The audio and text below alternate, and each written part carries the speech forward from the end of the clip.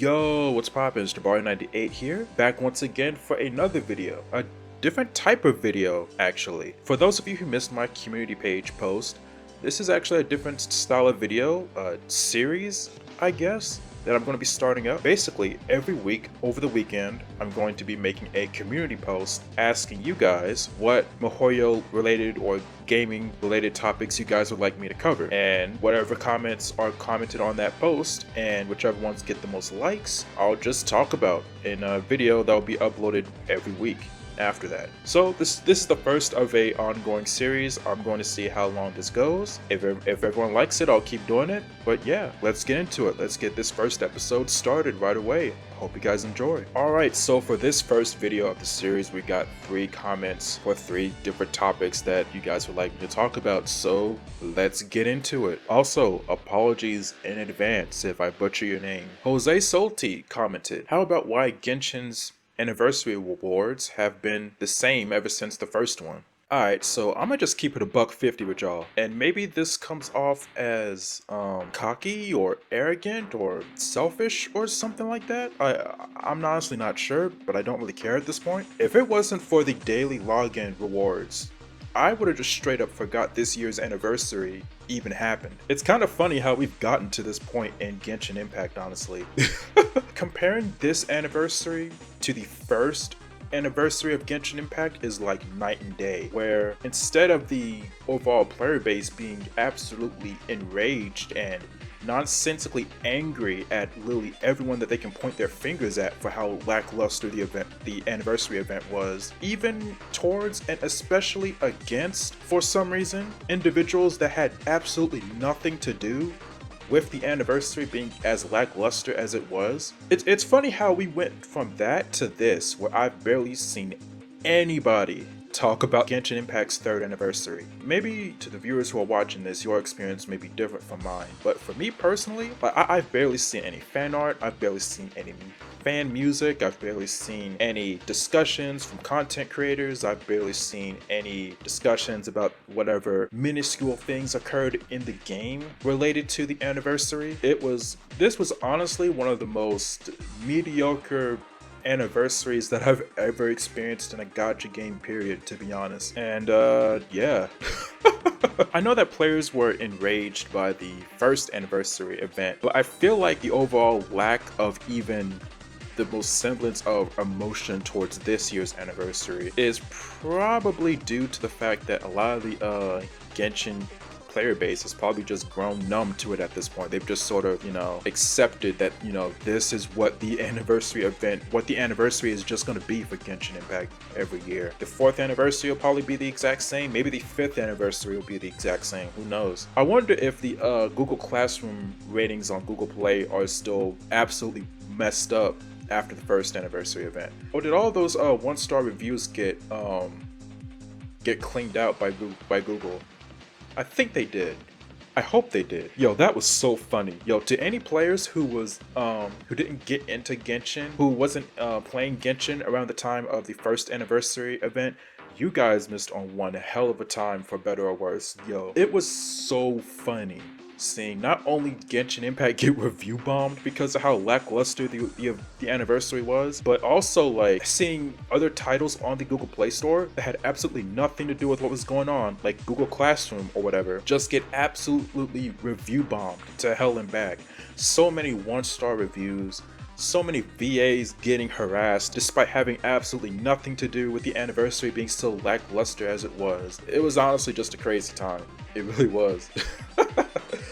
Honestly, I don't even know what else to say at this point. I honestly just have a lack of interest in this point at this topic. It's just, after the last 2 anniversaries, it's just, fool me once, shame on you. Fool me twice, shame on me. And, at this point, it's just, it is what it is. But I don't really have much else to say about the topic, so let me just move on. Ty Knight 2488 commented, why the supports in Genshin, and to an extent DPS characters, are becoming weaker / more niche, or locking critical parts of their kit behind C2 or C4. Okay, so I've noticed this phenomenon as well, like as early as I'd say the middle of the first year of, not the first year, but like the middle of the second year of Genshin Impact's existence. And I'd say the existence of this phenomenon is like real simple, but it has like multiple reasons for existing. Alright, so the first reason why future characters ever since like the first year of Genshin Impact have been having more of their viability and like their like capabilities locked behind later constellations and things like that is, okay, so the first reason is because of money. That's simple. So for example, Raiden Shogun, her second constellation is a massive boost to her DPS output with her ultimate. But hey, that requires you to pull more on her banner to get an additional 2 copies of her to get it. Some players even go as far as to get a 4th copy of her just to get her C3, just to get an even larger boost on her ultimate. But yeah, more characters have been coming out recently that more or less require their later constellations in order to be perfectly viable. Okay, so the second reason why characters have been becoming weaker overall and require more constellations to be viable is because mihoyo, well, the Genshin dev team in general, are trying their damnedest to not repeat the 5 biggest mistakes that they made at the start of Genshin's lifespan, okay? What are those 5 mistakes, you ask? Bennett, Zhongling, Xingqiu, Sucrose, and Fischl.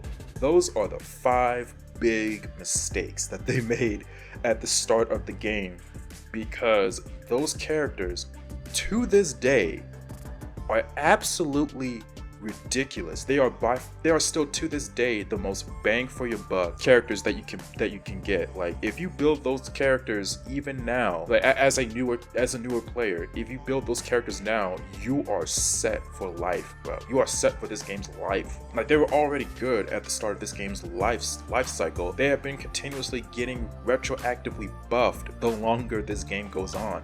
Like, didn't the Golden Troop set that just came out with 4.0 just massively buff Fischl's damage output, despite her not needing a buff to her damage output at all? That's actually the reason why I'm farming that artifact domain. Actually, I'm just praying I can get a decent electro cup from that domain. So here's hoping. But Genshin Impact devs are trying their best to not replicate the big 5 by shoving the viability of other 4-star and even 5-star characters further back in their constellations. And this has had a lot of what would I say, consequences? So we all know that Bennett is still perhaps one of the best, if not the best characters in the game, right? So it's really hard to come out with a buffer that can have their own unique sense of viability when Bennett is right there and at worst only needs his Constellation 1 to be one of the best characters, if not the best character in the game. Take for example Kujo Sara and Goro. Not so much Shenhe, to be honest, but Kujo Sara, Goro, and what was the animal one? I can't believe I forgot her. I feel bad I forgot her. My apologies.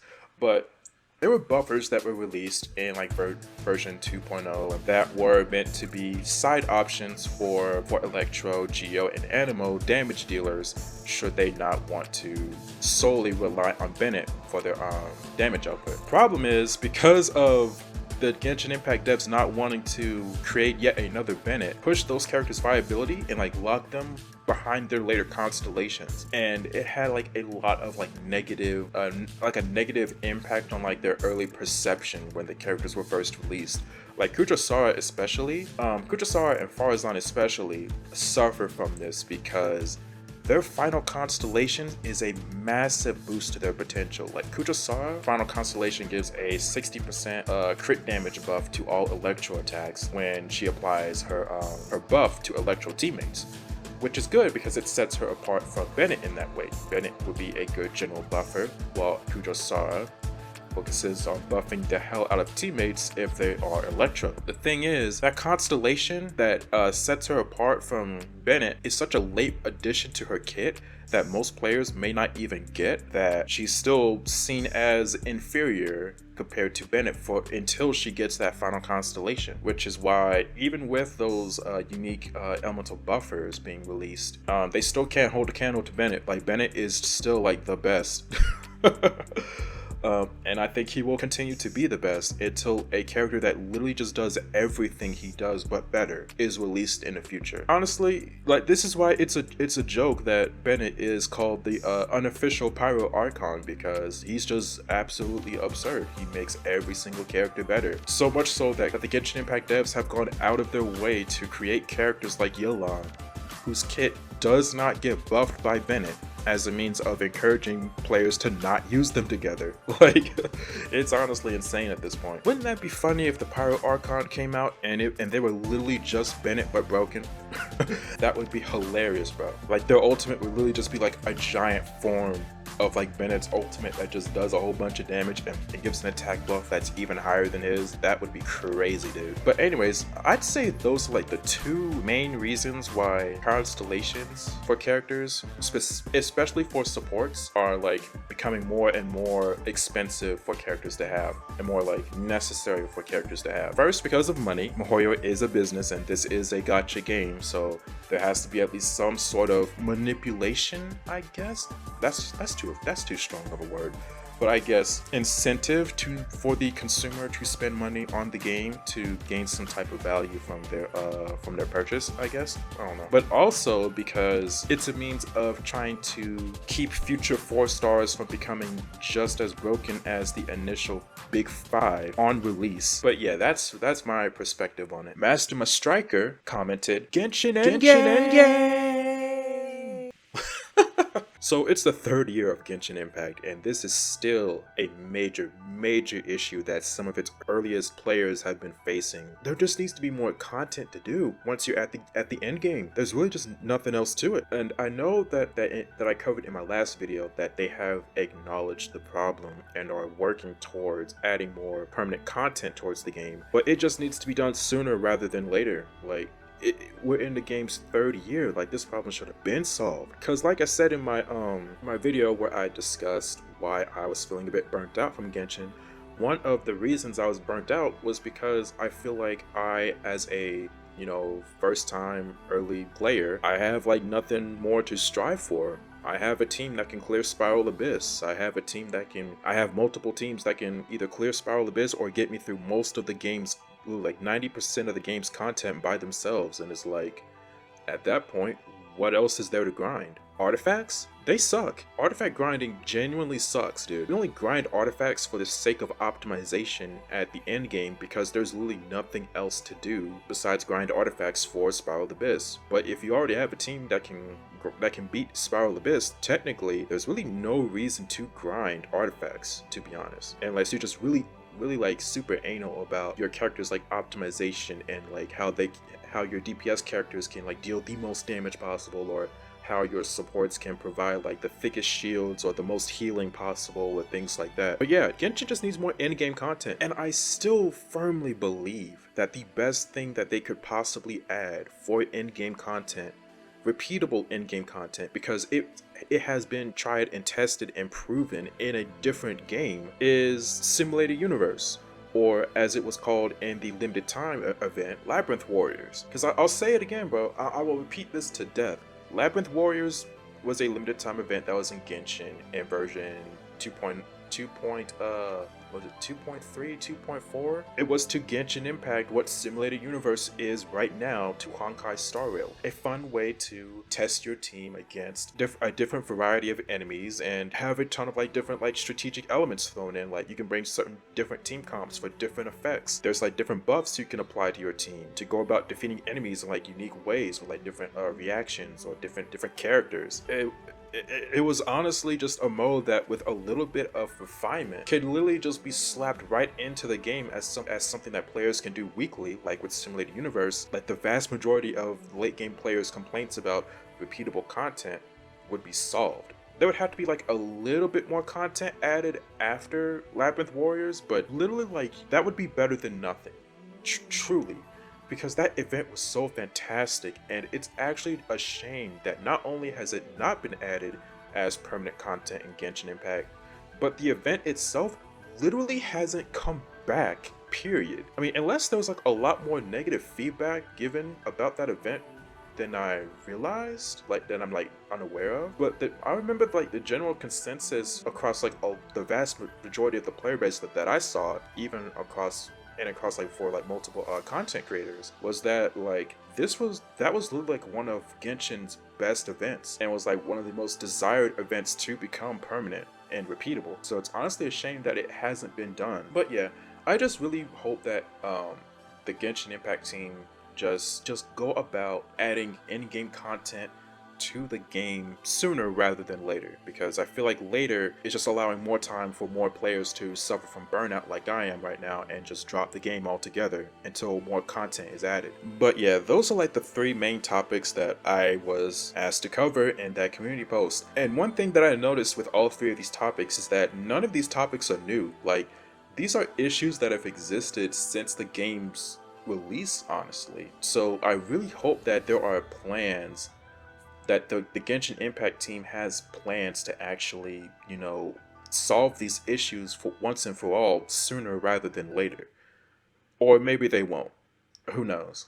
I'm gonna just keep it a buck with you guys. As a longtime player of Genshin Impact, as a guy who's been playing the game since the day it launched, it's been growing steadily harder for me to be optimistic about the game's longevity after we get to Shenhe, when I've seen the game not only fumble the bag so many times, but refuse to even acknowledge that the bag was even fumbled so many times. It just kind of makes you wonder if the people working on the game behind the scenes are even playing the same game as everyone else. But that's gonna do it for me for this video. If you guys enjoyed, please make sure to like, comment, and subscribe for more. It really helps out the channel.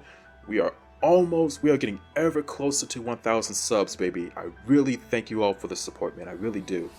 And comment down below what you guys feel about the topics that were discussed here. But yeah, that's going to do it for me for this video. Hope you guys have a good one. Hope you guys enjoyed. Hope you guys have a good day. Take care.